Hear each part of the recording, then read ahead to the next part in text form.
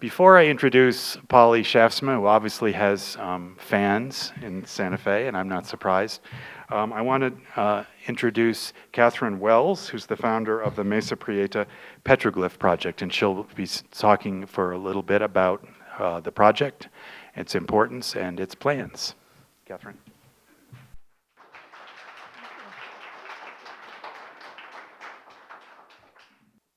So thank you very much to SAR for making this event possible, and to Laura Sullivan, and thank you very much to Polly for agreeing to speak.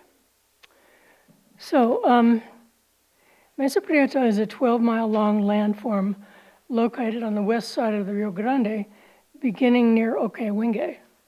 About 10% of the petroglyphs on the mesa were created by archaic period hunters and gatherers who came into the area about 7,500 years ago.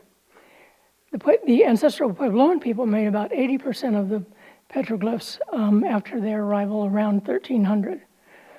During the historic period and after the arrival of the Spanish, the last 10% of petroglyphs were pecked into the rock.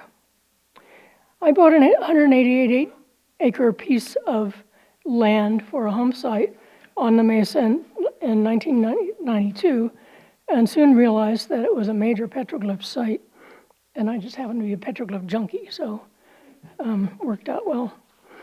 I gave most of the land to the Archaeological Conservancy in 2007. With neighbors and supportive archaeologists, I founded the Mesa Prieta Petroglyph Project in 1999. In the early days of the project, there was a lot of consternation about what to call it. Most contemporary maps label it as the mesa as Black Mesa, but we didn't want to use that name because when you say Black Mesa in our area, everyone thinks you mean the round one between San Ildefonso and Santa Clara that is very famous. So we didn't want that confusion. And we didn't want hordes of people coming, jumping over the fence and trespassing because only our small group would be protecting it. Some older maps call the mesa, call it Mesa Prieta. And so we decided that we might use that name since it would confuse people who might want to trespass. So anyway, we named it the Mesa Prieta Petroglyph Project. And boy, I wish we hadn't. It's almost as bad as trying to say Peter Piper picked a peck of pickled peppers. And English speakers in general can't deal very well with the word Prieta, and they don't know the meaning of it, dark or black. But, and especially Prieta followed by the really clunky word petroglyph is hard for people, but we're still using it 18 years later. Our work began under the tutelage of Jay and Helen Crotty and Jerry and Jean Brody, who had worked out protocols for recording petroglyphs in the 80s and 90s.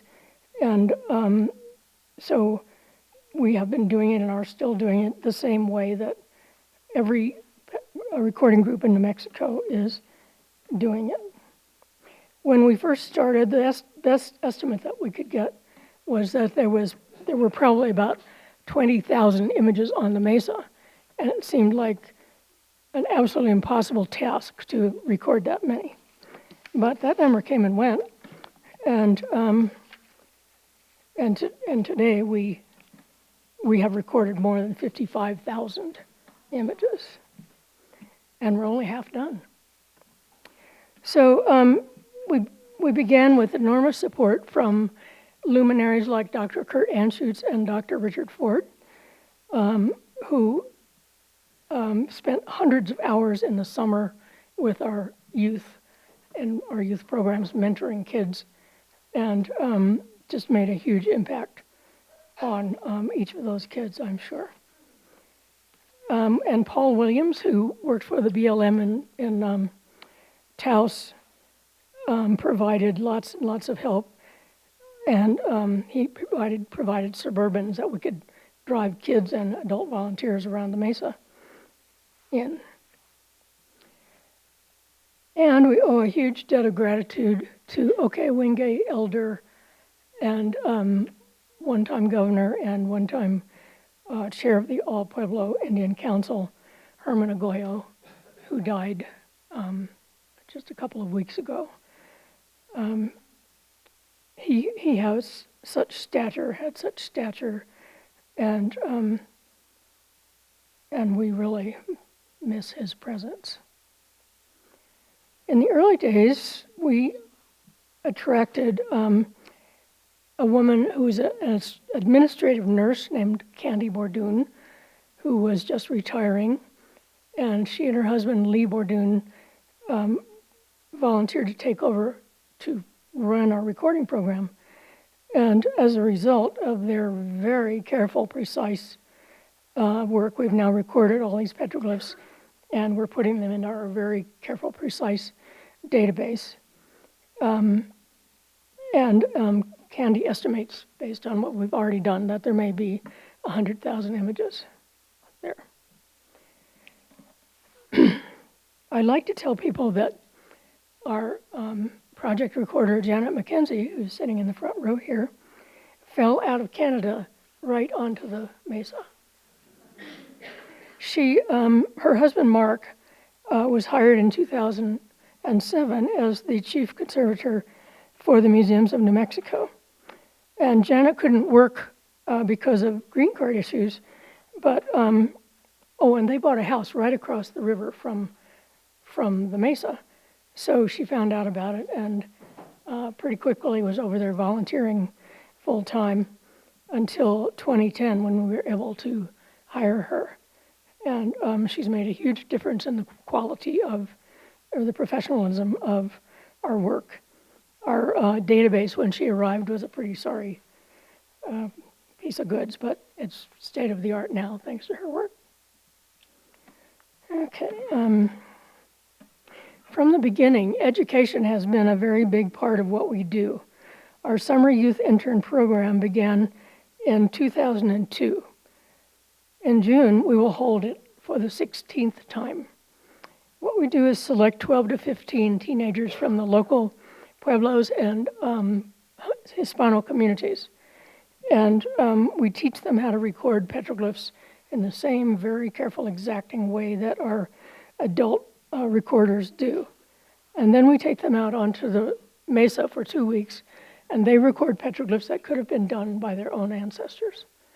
And they have a rich cultural experience that they'd never have any other way. They learn a variety of STEM-based skills, and they learn a lot of growing up skills, like how to work with a team of adults, and how to suck it up when it's 95 degrees and you want to go home and have a Coke, but you do the job. So they have those experiences too.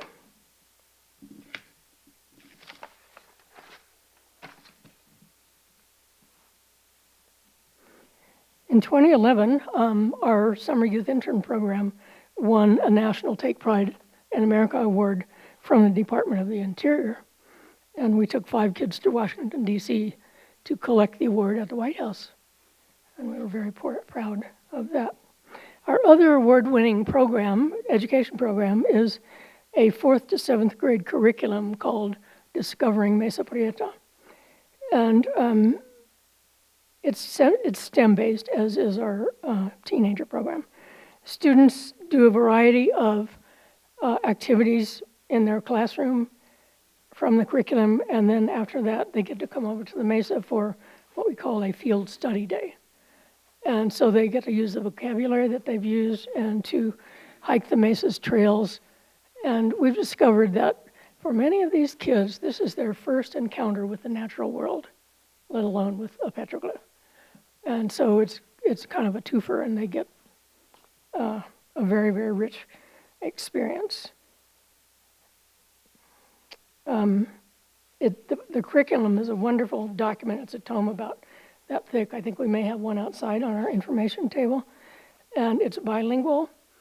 It focuses on both Native American and Hispano culture. It's on our website and can be downloaded free of charge by anybody.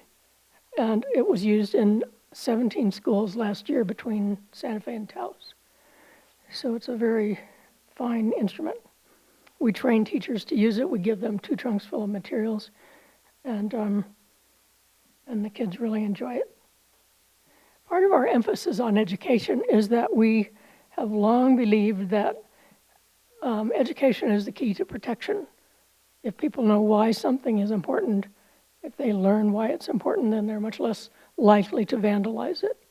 And kids go home and tell their siblings and their parents what they've learned, and they all come to realize that what's on the Mesa is their heritage, and so they're more likely to be protective of it.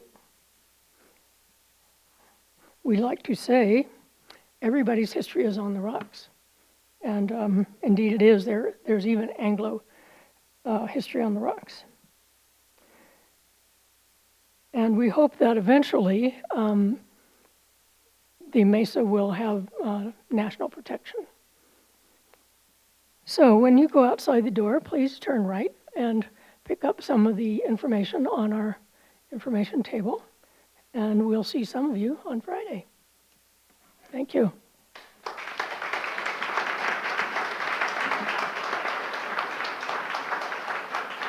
Thank you, Catherine. One of the odd things about my job is that I'm frequently called upon to introduce people who need no introduction. And this is one of those days. Polly Schaafsma is an internationally recognized expert in pre-Hispanic rock art, cosmology, kiva murals, and other forms of iconography. Her work began in the 1960s when she was called upon to organize an early database to try and aggregate information about petroglyphs. Her later work has focused on the meaning and the cosmological significance of this iconography and the history of pre-Hispanic religions in the Southwest. 2016 was a good year for her. She received 2 honorary doctorates from the University of New Mexico and Colorado in recognition of her extraordinary work. I could list the names of her books, and I won't, but I'll just mention a few, and the titles are consistent with what I've just said. The Rock Art of New Mexico, The Rock Art of Utah, Indian Rock Art of the Southwest, Warrior Shield and Star, and other books related to kiva murals too. So with no further delay, let me give you Polly Schaafsma.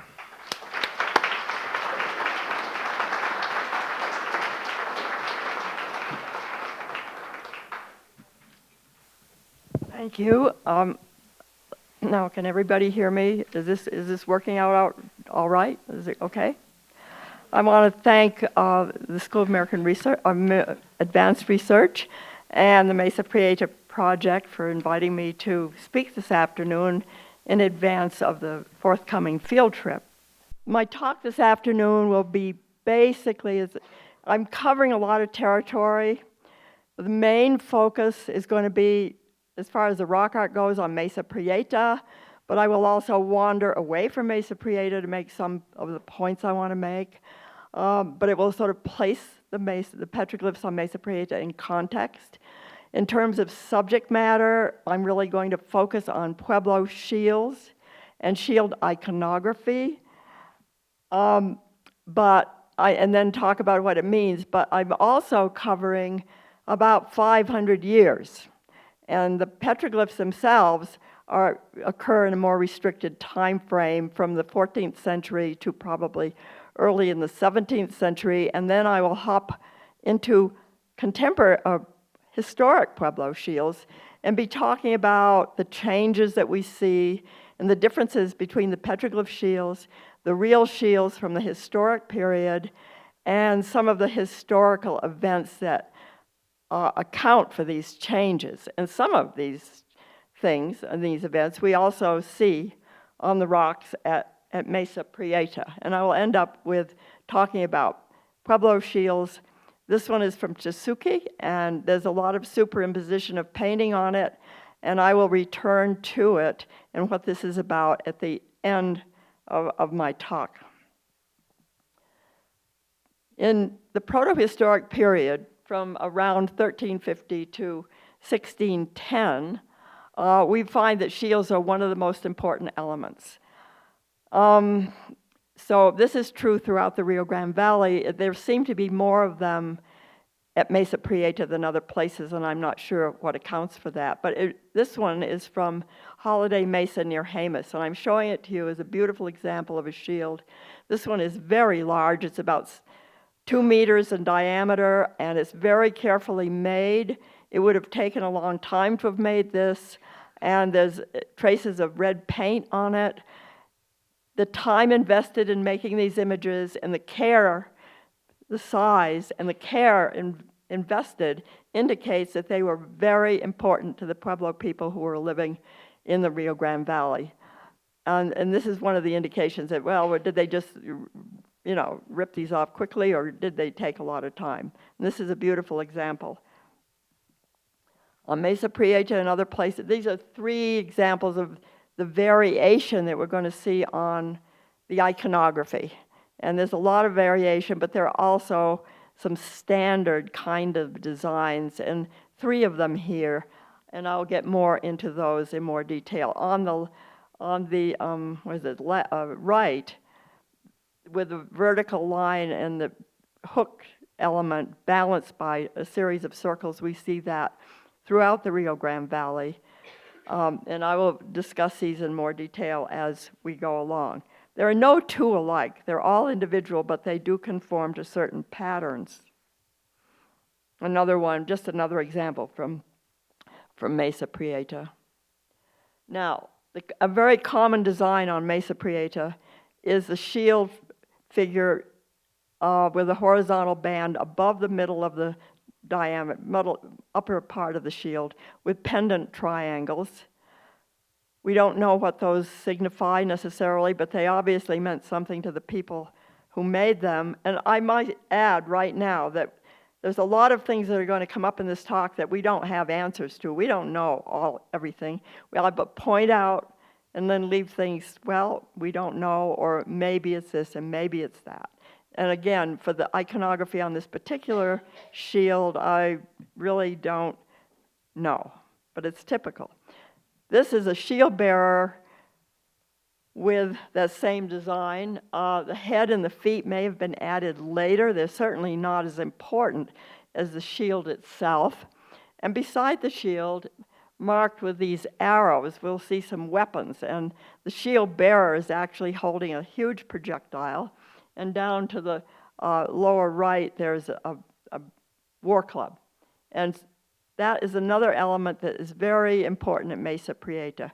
I wish that the archaeological context that we are familiar with at Mesa Prieta would give us some insight into why this warfare iconography was so important there. I really don't have an answer. We don't really know. There doesn't seem to have been any more conflict, fighting up there than anywhere else. Ethnographically, however, the Tewa people are known for being the people who had the most war knowledge and were known for their fighting abilities. So this seems to go back into prehistory. Other examples of shield bearers and shield bearers with weapons, and the one on that one has a snake coming out of it. This seems to be some association with warfare and snakes, but it doesn't show up too strongly prehistorically. Weapons again, and I wanted to show you the set of weapons. They were very important in this Pueblo rock art, and these are from different locations, but the one in the upper right is from Mesa Prieta, and it's a small figure holding an outsized spear to which is attached some hourglass figures. We don't really know what those hourglasses are, but they're repeated elsewhere. The large slide from Santa Fe River Canyon, all these spears are lined up. If you go down there, you'll notice that nearby somebody has written in Apaches in the rock. Well, it's not. These are Pueblo shields. It must have been a little shrine tucked away in a really remote location in a narrow canyon. But at first you question, are these Pueblo? But as you will see here, there's this Pottery Mound mural. Pottery Mound is a major Pueblo site, contemporary site down there, south of Albuquerque, with murals. And in these murals, we find these same spears illustrated. And it's always great to find something that you're not sure about in a kiva, because you can be sure the Apaches were not in the kiva making paintings. So anyway, these two black-faced warriors with antelope horns and eagle feather headdresses and skin kilts are holding spears with this same hourglass element on it. The hourglass element could stand for scalps, which is an icon ethnographically that stands for scalps, or it could be just a bundle of feathers tied up that spread out and have that hourglass shape, which I've seen. So I really don't know what is represented in these images, but it's a repeated motif. Other weapons, Mesa Prieta, there's this figure with a recurved bow on the top of his head, and he's holding a war club. And then these other figures, weapons, projectiles, several projectiles there. Some are clearer than others, and war clubs. And what is sort of interesting and tantalizing in this panel is this female figure up above the weapons. And she is either superimposed upon, and it's harder to see, a bear paw.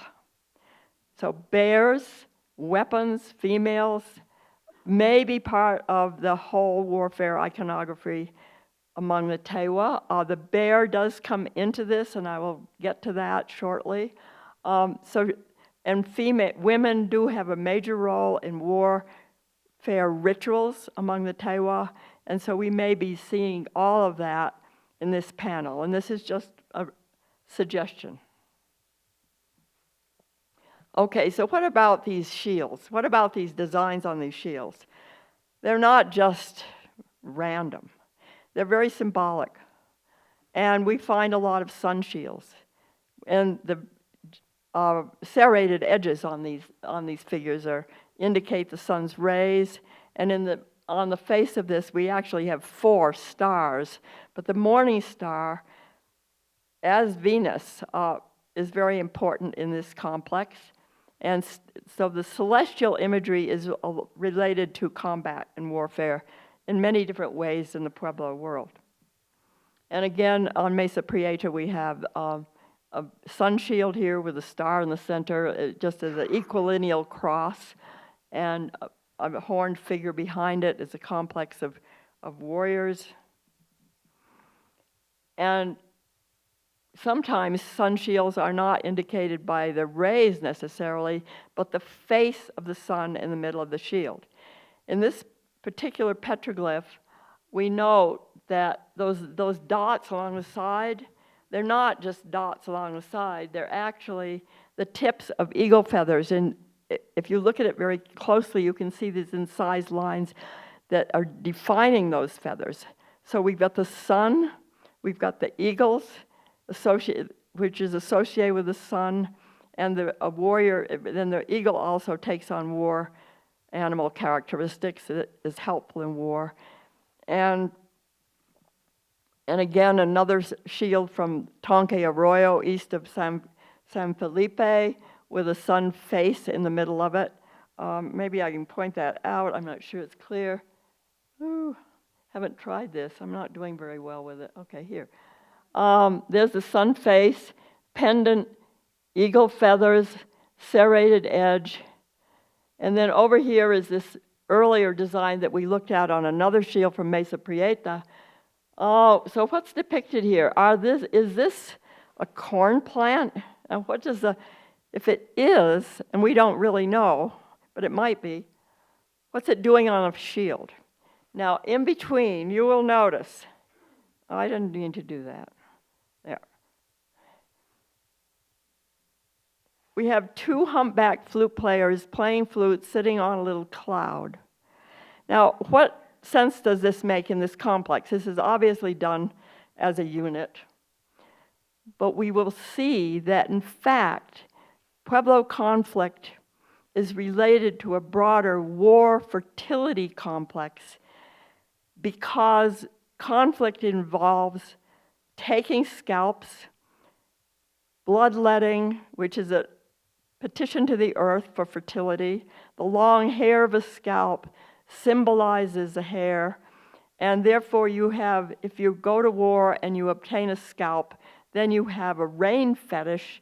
You bring the scalp into the village and incorporate it make it a rain power to help you bring rain for the next rainy season. So there is a whole unified complex in the Pueblo world that deals with warfare, conflict, bloodletting, fertility, and this is very predominant in Mesoamerican cosmology. And if you read Pueblo ethnographies, they are rife with this kind of connection. Even though as we look at this rock art, we say, what in the world is this about? Well, it's here too, in the prehistory. So here we're looking at a series of sun shields with stars on them. And I love that one in the middle because he's holding a spear and he's an arrow and he has a quiver full of arrows on his back and he seems to be yelling. And the morning star on the face of the shield. What about the morning star? How does that come into this complex? Well, another one at Mesa Prieta, and this one is a very attenuated star. But again, the star is associated with Venus, and Venus is the guardian of the sun. The sun is the father of the war twins, so it all brings the whole symbolic complex together, and we see this on shields. Designs on shields are meant to protect the shield-bearer, and so you have the sun, the warrior, this Venus. I also understand, as changing the subject dramatically, that this particular shield it looks like a compass, right? So it has provoked a lot of people to look at it and say, well, there are interactions with sunlight and shadow. I don't know whether it was Catherine, whether it's the equinox or the solstice. Which is it? You know? Okay. Okay, well, anyway, at one time there are shadows, and people have said, well, it's marking the seasons and so on and so forth, or marking time. That may be, and I'll leave that up to an archaeoastronomer because this is something I'm not well versed in at all. And another shield bearer on Mesa Prieta with his stars all over his shields. Morningstar and Venus, which shows up as a separate item in context with shields throughout the Rio Grande Valley. Morningstar is the guardian of the sun. And so he hangs around the sun. And we see Venus hanging around the sun. He never leaves because he's going around the sun. So in the sky, it accompanies the sun in the evening and in the morning, alternately.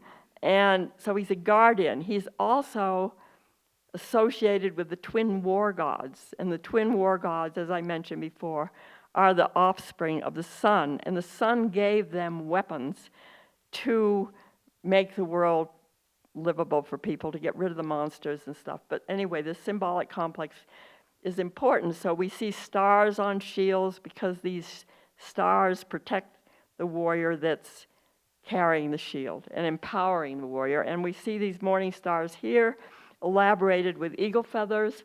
And in Mexico, they talk about the bellicose Venus. Venus is a bellicose planet shooting rays out of its head, and some of these portrayals in the Rio Grande Valley are indeed shooting arrows out of their head. And then the one on the right is, in fact, has talons, and the talons are the means of the star is merged with the eagle. The eagle comes down from the zenith and rips the scalp off the enemy. There's lots of stories about this, beautifully elucidated in Zuni poetry, and so on and so forth. So basically, we're seeing all of these ideas portrayed on rocks in the Rio Grande. More examples. In the war fertility complex that I mentioned before, you notice dragonfly beside on the upper petroglyph set with next to the Morningstar, and then the shield below. And then down below on that boulder, you have on one side star images, and on the other for water-related images. So with a dragonfly, a frog, a possible tadpole, so you've got water, and you've got warfare, and they're united. So animal powers. Well, in Pueblo view of the world, man is really not on top of it. He's not on top of the life hierarchy. He's either even with the rest or even weaker than the animals, the rest of life. So he has to appropriate powers from the animals and life forms around him. And in warfare, you know, this is nasty business. You need all the power you can get. And one of the entities is that you want to draw your power from is the eagle associated with the sun and scalping, and a very important bird. In Zuni, they call him the beast god of the zenith. But in these petroglyphs, we will see these warriors depicted as eagles. A couple of them have actual eagle masks, but they've got human arms, human feet, and are carrying weapons. Down below here, didn't mean to do that. There's a bear, and he comes into play as well. So we have these eagle warriors, eagle iconography on the shields, and another one's very abstracted from the West Mesa. But the most elegant of all, of course, is this one from Mesa Prieta itself. And I will get back to discussing those crosses in a little while. The bear, I mentioned the bear in conjunction with that woman and the weapons. Bear iconography on shields may be an indication of early or contact with the plains, because bear iconography among plains warriors is very prevalent. We don't find a lot of it, but we do find it, the grizzly bear being a patron of war.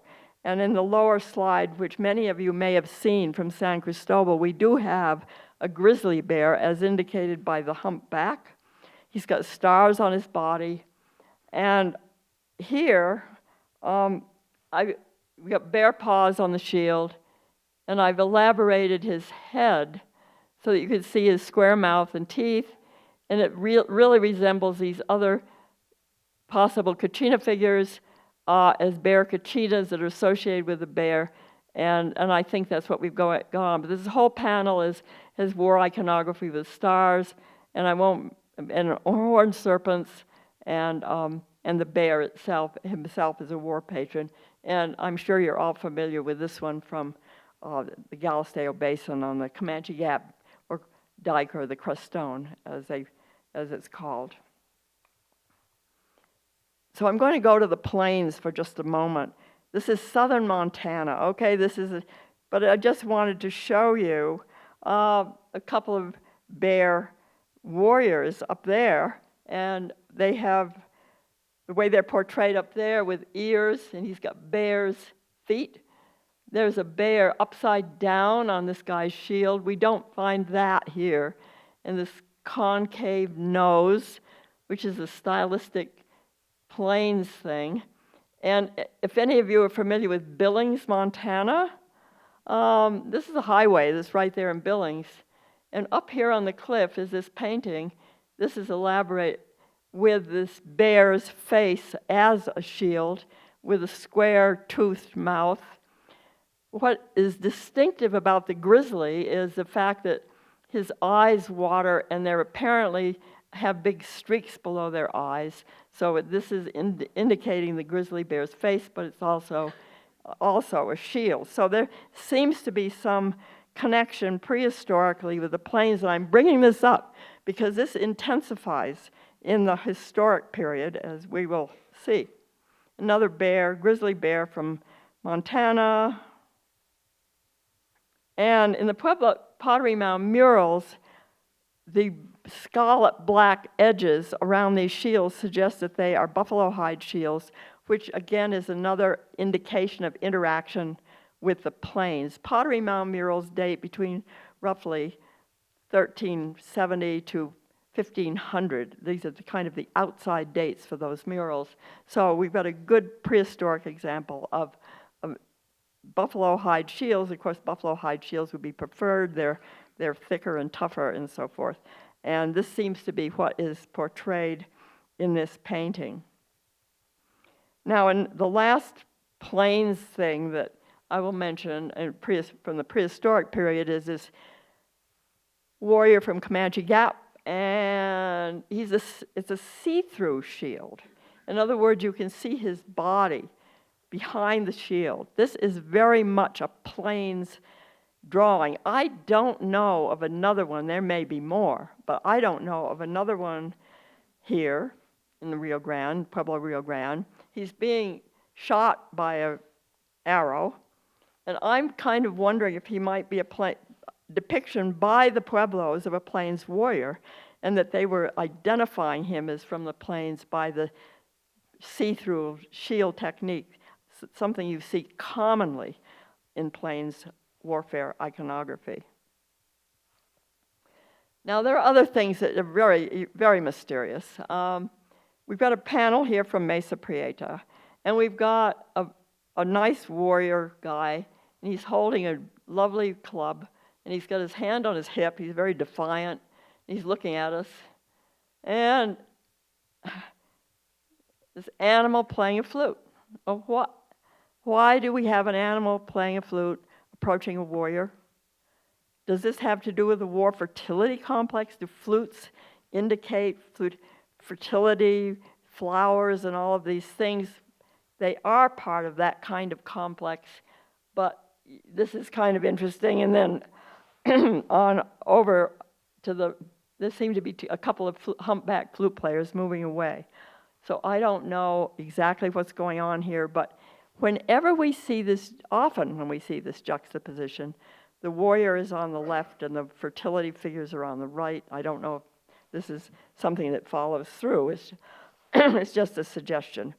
But we also have this flute-playing warrior, Shieldbearer, from down at Black Mesa out of Socorro, and he's definitely playing a Pueblo flute with a gourd on the end of it, and it may be a historic portrayal because it's near the Pueblo that San Pascual that lasted into the colonial period, and there's a cross beside it. So I don't know, but there is one ethnographic account of the war gods coming out, ready for battle, of impersonated war gods. I mean, these are real people, but impersonating the Pueblo war gods, and one of them is playing a flute. So we see this in the rock art, and there's not a whole lot of information about it, but it's very interesting. Okay, so if a shield, by virtue of when a warrior wears a shield, he's protected by the designs on the shield, because you need more than just the physical shield. You need to employ the magic of the designs and the supernatural powers associated with those designs to empower the warrior and protect the warrior. If this is true, it's logical then to suggest that all these shields in the landscape bestowed a protective ambience over the landscape. In other words, images of the shields themselves. If the images on the shields protect the warrior, images of the shields with their imagery can protect the land. In other words, they protect your territory. And the situation of some of these sort of indicates that. This is a warrior down on Black Mesa, situated at the bottom of a trail leading to the top of the mesa. And he seems to be standing there definitely as a guard. At San Cristobal, this shield is picked high on a rock overlooking the Pueblo, but also as you approach the petroglyphs on that hill, I don't know if this is significant that it's up there, but it's sort of in that kind of position, saying, sort of keeping an eye on the whole area up there of the San Cristobal petroglyphs overlooking the village. We do have evidence for this very clearly, this idea, on the Colorado Plateau in the prior century. In a lot of the defensive cliff dwellings in southeastern Utah and northeastern Arizona, we have these large white paintings of shield bearers. The cliff dwellings are defensive in themselves. These big paintings in white paint, visible from a long distance, are associated with these cliff dwellings over and over and over again, sort of confirming this idea that the imagery itself has power to protect place. And down here in the Rio Grande, we find below Tavaqua, which is one of those big villages high up on the mesas above Jemez, a series of huge shields depicted around those cliffs, as if they possibly function in the same way. Whoops. Okay, and then there's, of course, Comanche Gap. I call it Comanche Gap. Some people call it Crestone. Doesn't matter. We all know what it is. With a lot of warfare iconography on it. And you're familiar with all of these shield bearers and the warriors off to the left. And this just is a distant view of that wall. But it's not like Trump's wall, it's just a wall. Okay, it's up high, and it's covered with these figures are on that wall, sort of facing. That wall actually faces the plains. The next hill, you go up the next hill, and you're on the Great Plains, the place from which marauders could come into the Galisteo Basin. And it seems to me that these warrior figures are serving as an announcement, protection, a defiance. This is who we are, and we're going to take care of our territory. So I feel that they have a definite important place in the landscape. So here we go. I'm back to this shield bearer, or eagle shield bearer, with his Venus star, and these two crosses. And so so we get back to Mesa Prieta. Mesa Prieta has a lot of crosses, Christian crosses, Latin crosses. And some of them are associated with really have interesting associations. And one of them is these two big crosses with this shield figure. Now, there are more than one possible interpretation. One possible interpretation is as to who made the crosses, is that they were Christianized Indians. There's a lot of Geniceros, people who were displaced, but they were native people who were Christianized, and they put the crosses along with powerful earlier figures to contribute to the power of the earlier figures. There's also the idea, that these crosses were not done by native Christianized Indians, but were in fact done by Spanish sheep herders because they were a little afraid of these figures, that they felt these figures were threatening them, and they really felt really apprehensive, because in the Christian view, animal figures are very, very threatening, because they're supposed to be really associated with the devil. Now, as I was preparing this talk, I came across in a book on Swedish folk art a missionary drawing, a drawing by a missionary depicting their view of the Sami people. So we're jumping off here. And this picture here shows a Sami shaman beating his drum, and behind him is standing the devil with his horrible feet and his goat horns, his bat wings. He's very horrible. and in the sky above, a similar person is making off with this woman, and then this other apparently person in a devotional pose is worshiping, according to the missionaries, these creepy little figures here with a funny root foot, maybe a bird foot with a human head, and behind this guy is a rooster turning into a snake. So this sort of epitomizes the Christian perception of man-animal combinations. These things are bad, and therefore to be feared. And on part of Mesa Prieta, we have this 12-foot long serpent, horned serpent, and a little cross over its head. Well, what is that about? I mean, that might be a response to this figure. And what I'm going to do, another point of support for this idea is that there is a document from Abiquiu that was quoted by Charlie Carrillo in an earlier publication, and I'm going to read it to you.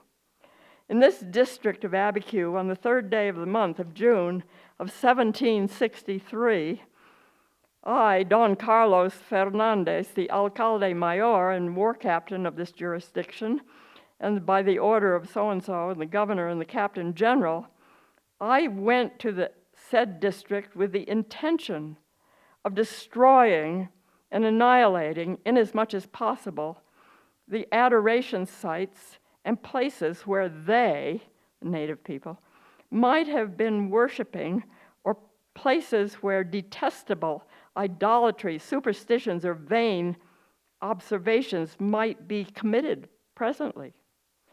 And further, in the Abiquiu account, there is also mention of a cave, quote, as the place where witches in various animal forms went to request from the devil what they wanted, end quote. So, and then when they visited the cave, they erased the animal imagery, and the placing of crosses followed. So there is a historical reference to this kind of activity in the Rio Grande Valley, and here it might answer what we're seeing on Mesa Prieta with this animal. There are at least 7 crosses around this animal. Why this particular animal was a threat, I don't know, but after I was reading this, they were just kind of apprehensive of lots of things they saw out there in the landscape, which in itself is a wild place. It's not safe. It's not within the walls of a church. The landscape itself has a possibly threatening aspect to people who aren't well integrated with it. And there are just more crosses on Mesa Prieta. And of course, we know, too, that the first capital of New Mexico was situated at San Gabriel for about 12 years before it came to Santa Fe. And so there was a stronghold of Spanish activity up there, which may account for so many crosses at Mesa Prieta. So when you take your field trip there, look around and see what else you might find. Some of these look really recent, but I don't know how recent, but they're not. But this bottom figure, for example, is this a crucified Christ on a cross? I mean, it's hard to tell. Or is it a chalice, or could it be both? I don't know. I mean, this is another one of those Mesa Prieta examples. But also, curiously, at Mesa Prieta, which could argue for Geniceros, is that some of these crosses, these fresh petroglyphs, also seem to be associated with bison. And bison would have been similar, probably not made by the Hispanic people. So were these, again, is this an alternative argument for native rendering of these crosses? We don't know.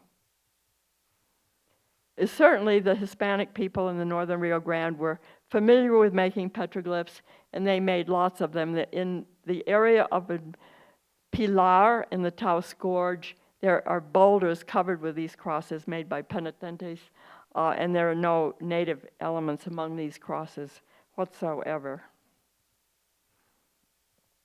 But one of the other things, again, trying to figure out who made these crosses, one of the things I want to point out here, the cross is on top of a shield figure, but I want to point out that we do not find Latin crosses ever. It's dangerous to say in archaeology, ever, but we, as far as I know, they do not occur on shields.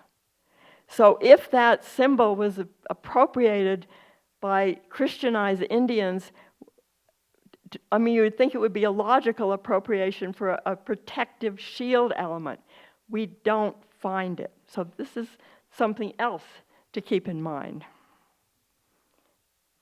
Now I'm going to switch topics and talk about lions. At Mesa Prieta, we have, Catherine tells me there are at least a dozen European heraldic style lions, like you see on the right. They have a flourishing tail, they have front paws that are movable, they move in the air, and this particular one is facing us frontally. He has a ruff, he's an African lion. And I put in the other slide to compare, just for comparison, because it's so very Pueblo and geometric and so typical of the Rio Grande style prehistorically, just for aesthetic comparison here. So who made these lions on Mesa Prieta? This one certainly seems to have been done by a native artist because it's very geometric, and that snake through the neck this is an association sometimes you see in earlier iconography. I don't think the Spaniards would have done that. The face is facing us, but the whole thing is stiff. It's sort of stylized. So I think this could have been done easily by a native artist, but with reference to older stylistic norms. And there seems to be a feather on his head too. I mean, it's a combination. This is from Mesa Prieta. And then I don't know of any other, again, I only know you just know so much, but I don't know of any other Hispanic style influences in mountain lions on rocks other than at Mesa Prieta, except for this one, which is in Tonka Arroyo east of San Felipe. And I find it really interesting because of the details. It seems to be stylistically native, but then the frontal face, and then on the top, a series of serrations that also resemble the serrations that you might find on a Spanish crown, and I will get back to that in a moment. This is another example of a Mesa Prieta lion with a cross, but a European heraldic style that the Pueblo people did borrow this. And that is a typical lion that you find on heraldic iconography throughout Europe. I mean, France, Spain, England.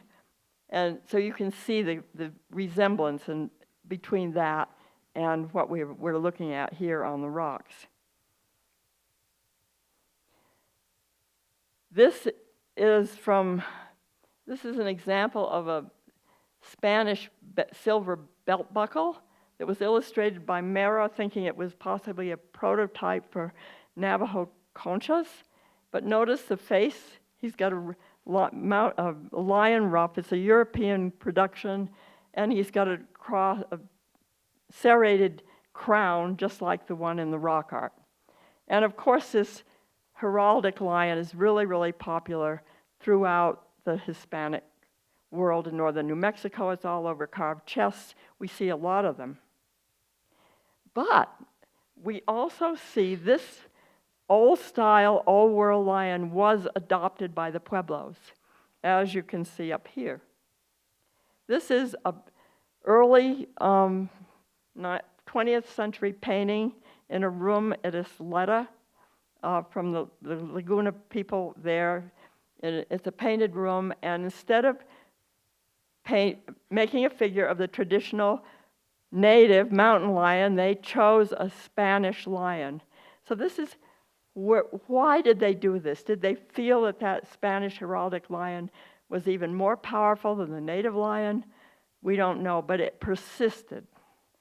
They did adopt it. Okay, so now I'm going to get back to the subject of shields. There are very few petroglyph historic shields that we know of. The two illustrated here are in the gorge north of Velarde, and they are historic in design. And the one on the left with the buffalo horns rising above a big central band, this is a typical layout for Pueblo shields in the historic period. You don't see this prehistorically. The other one down on the right looks more like the crow shield that I've illustrated here, with a lot of fussy little designs in the middle of the shield, and there's a similarity here. So they look like Pueblo shields, but with historic patterns on them. I think that if they had been made by Plains-related people, that they would have been incised, and these carefully pecked figures look more Puebloan to me. And of course, the upper one is definitely a Pueblo format in the historic period. So what happens we've got this gap, we've got the end of the prehistoric period, we've got the Pueblo revolt, we've got a lot of things happening. The Spanish have come in, the Pueblos have revolted. Following the revolt, they went back to recreating themselves and established a kind of new post-revolt identity in their iconography. This is true through their pottery, and we're finding it on their shield iconography, which is a distinctive break in some respects, but not all, from the past. And one of the things that occurs on these historic shields are the use of buffalo. They call it, okay, the term is buffalo when we're talking about shields, bison, buffalo, whatever. Anyway, buffalo horns on the sun in the middle of the shield. The sun face in the middle of the shield is an old pattern. The horns on it are a new addition taken from the plains, where the buffalo is an extraordinarily important figure in the plains cosmology. By this time, we've had people interacting, we've got horses, we've got people trading, raiding, all of these things, and the Pueblos seem to have appropriated the buffalo symbolism to empower their historic shields. Again, another sun shield in the middle of the sun in the middle of the shield with buffalo horns, and down below you'll notice the raining cloud. We're still dealing with the war fertility complex even in the historic period, which is really apparent also as well and alive from the ethnographies. And this is a Santo Domingo shield illustrated by Barton Wright in his book on Pueblo shields. And we notice here that we've got everything on the back of the shield. This is a painting on the back. The earliest one is that one. Then this one with the central band. This central band is really typical of the historic period, with buffalo horns rising above it. Some crescent down here, a lot of fussy little figures. The powerful figures are gone. We find the crescent moon, which is a borrowed element from the plains, and snakes, small snakes, and these lions that are more Spanish style than the traditional Pueblo mountain lions. So they're pulling these Hispanic lions into their shield iconography. Here, of course, is a bear. So then we've got, in the petroglyphs on the plains, we've got these curious figures of the central line above which rises the buffalo horns. These petroglyphs over here are all identified as Cheyenne, with a bison head in the middle, the Cheyenne out with the central line, the bison horns. And so this is really far away, but again, we're dealing with horse culture. Cheyennes were trading into New Mexico around the 1840s. So again, we've got this borrowing from the plains. And yet, these borrowings from the plains, they were still maintaining their Pueblo identity with that central band, which is definitely a Pueblo thing. So we get this very interesting combination where they're borrowing these things from the Plains people. So again, okay, so how one asks, how are these ideas acquired by the Pueblos? Now, in the Plains world, we have a culture of vision, where people are out to obtain visions to get sacred knowledge. Plains medicine people would go on vision quests to get a vision for a shield painting. The shield, again, being very, very sacred because it was so protective, and the shield would be acquired by an individual warrior, but it would also belong to his tribe and bestow protection on the whole group. They would pitch their teepees, they would put these shields outside the teepees as a symbol for their people, a protective thing, sort of like the rock art above the cliff dwellings. And I'm going to read you on a quote from an account of a man named Whistling Elk who obtained a vision from, this is a Cheyenne person, for his shield. On the morning of the fourth day, a buffalo raised his head above the water and sang a song, directing Whistling Elk to make a shield and describing how it should be made. And the painting on the shield should consist of a pair of long, slender horns, a little above the center, and 4 discs evenly distributed around the border that represented the 4 directions.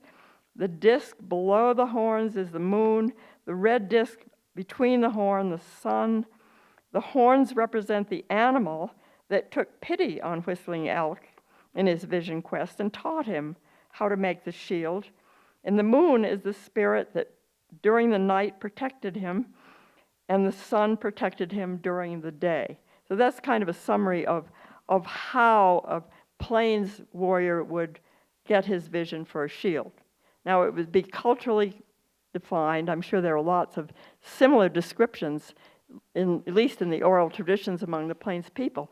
But how does a Pueblo person acquire a Plains Indian shield, the designs? There's many ways. And among the Plains people, these were inherited, passed from father to son. They were present among a certain group of people that had access to it. It could even be purchased, I understand, or arrangements could be made. So were these designs from the Plains possibly coveted by historic times by the Pueblos, because the Plains Indian warriors were known for their ferocity?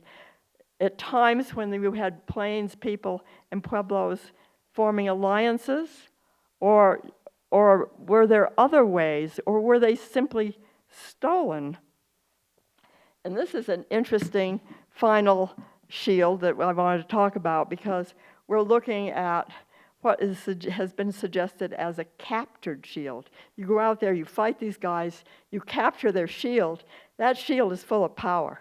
You bring the shield back and you imitate the designs. This one's very interesting because it is supposedly the original design was painted by Plains people, a bison head in the background, and these other lines around, but superimposed over the bison head is a typical Pueblo horned serpent. It was repainted, and the final painting would have been done by the Pueblos, or the Tsuki who had it, this black bison face, the bison being a very protective animal for the Plains and adopted later, associated with the sun by the Pueblos. So this is possibly a captured shield, and this might illustrate the way in which Plains designs were assimilated by Pueblo people historically. And so we're a long way now from the designs on the prehistoric shields at Mesa Prieta. And just one final comment. Well, okay, what I had on here isn't all on here, and I don't know why, because it's on the screen. But I went to the internet and I looked up Comanche shields, and there were a whole lot of Comanche shields, contemporary Comanche shields. And among the pictures of the Comanche shields was this one from the Galisteo Basin. So they're still capturing shields. Thank you.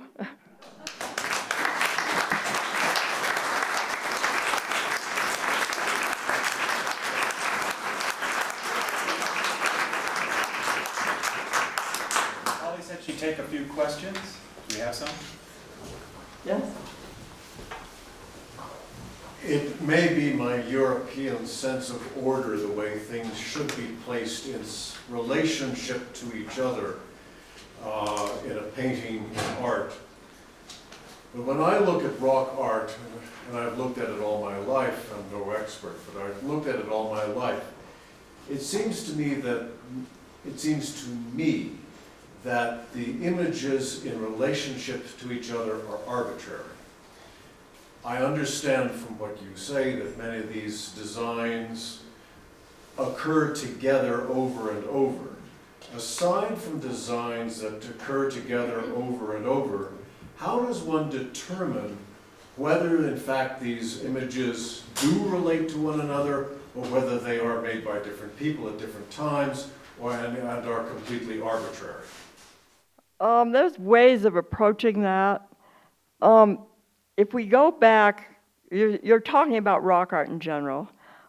If we go back to before 1300 in the Pueblo world, and so let's go to Chaco Canyon, for example, and we look at the cliff, and we see a lot of designs that seem, as you say, arbitrarily placed. They might be, or they might be done by different people at different times, but that doesn't mean they're arbitrary. What you look for in that case is patterns of relationships. If you get the same figures often associated, then you begin to think there's a meaningful relationship between them that signified something. But in that particular rock art before 1300, we don't know as much about it. After 1300, when we see sometimes things are seemingly arbitrary.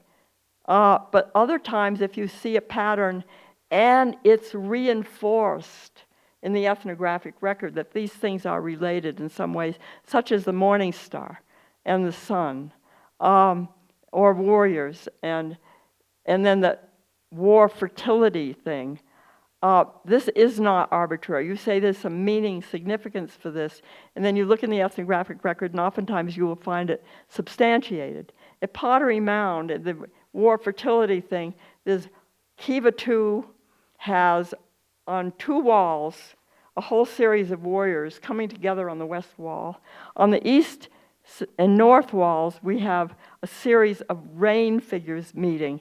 Well, that is a very dramatic example of putting those two concepts together, and then you read the ethnographies, and yes, it does fit.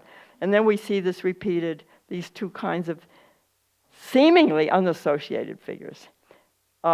Then you can say you've got a relationship there in meaning, but you are correct that many times they seem arbitrary. But if somebody does something, puts something on the cliff, and 200 years later, the same persons of the same culture come along and add something, it might be just arbitrary, or it might have to do with the fact that they knew what it meant before, and they were just putting a similar figure there that was related to it. But their place, the way they're placed, they're often just isolated, and so you've got everything at work. What you're saying and what I'm saying. I mean, it's all possibilities there, and then you get other people from anything goes. But you really look for patterning between elements. Well, like that word at Comanche Gap, that's obviously a composition. That whole shebang. It's a contradiction? Yeah, what Penn is talking about is they could say, Oh, composition, yeah. yeah, but it's a composition. Yeah, but that is. I mean, you've got 2 warrior figures, you've got stars around them. The star on the top has been manipulated to look like a Greek cross, but the original one wasn't like that. And then they've got other warrior figures associated. So it varies. And of course, you're dealing with rocks. They're uneven. I mean, you don't have a nice canvas. Yes? When we were traveling in Peru, it was really interesting that the beautiful Spanish churches were built intentionally on top of the earlier people's religious sites or pyramids or whatever, their structures. And I'm seeing a similar pattern, like when you showed that picture of all the crosses. I was pretty sure I saw a morning star within those crosses, and I'm thinking that maybe that's just a power over the men. Well, I think so. Over their cosmology and their spirituality. Right. I mean, they're putting the... Intentionally desecrate them and Exactly. Exactly. Yeah, right. And it's the same thing as building your church on top of the kiva. I mean, and it goes on here. It was going on here too. Mexico, Cholula. I mean, you know. Yeah. I've got a question on the crosses. It would seem to me that if you wanted to deface something, you would put it over the figure. You look at other cultures, that they want to deface something, they take the face off, or they put their own symbols over the actual figure. It's surprising to me that they're just on the side, or they're not even in the figure. They're both, actually. I showed you a couple where they were on top of the figure, but even beside it would work the same way. But that might be an argument for the fact that they were Christianized native people. But I mean, that could be used for that side of the argument too. But some of these are on top. There were several of them were, so they vary. Or maybe they were afraid of touching the native figure. There's always that. I mean, these things are very complex. Yes? Are there any corollary shield designs beyond the northwestern and northeastern tribes? Excuse me, I didn't hear the end of that question. Have they correlated them with? I mean, do any of the tribes in the northeast and northwest have similar kind of shields, designs and art?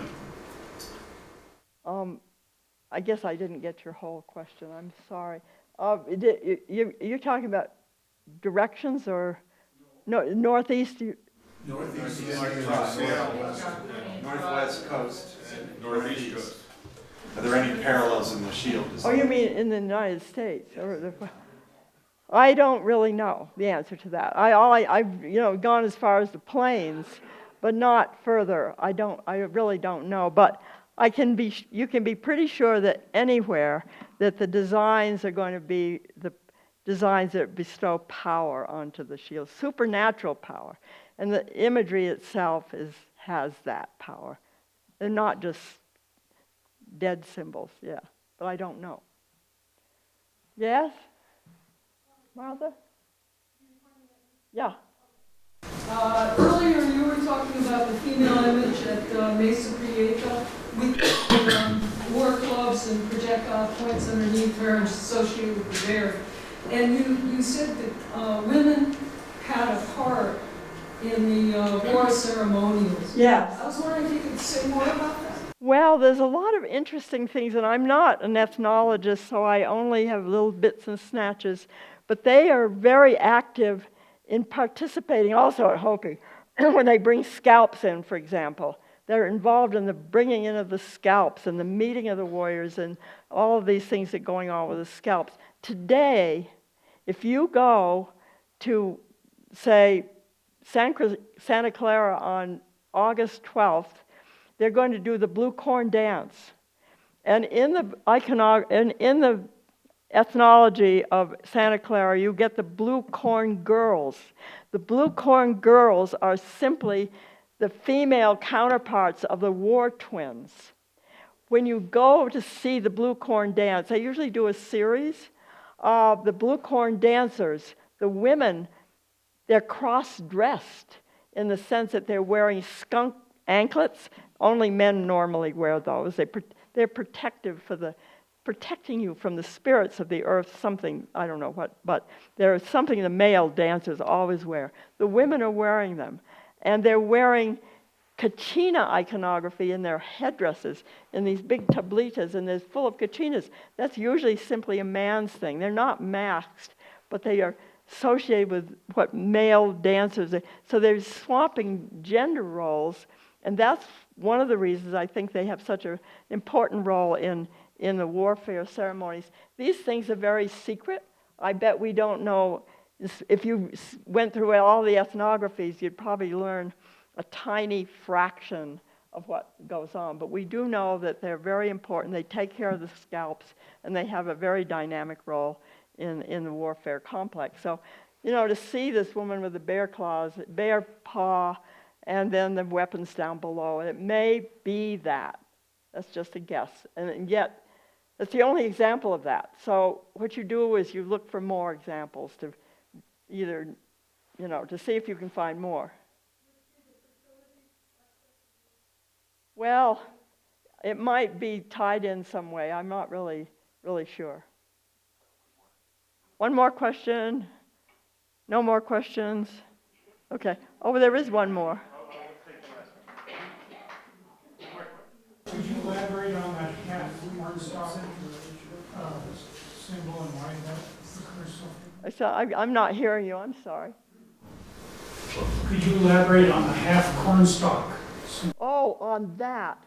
Yes, I'm not really sure what that represents. It looks more like a cornstalk and the leaves.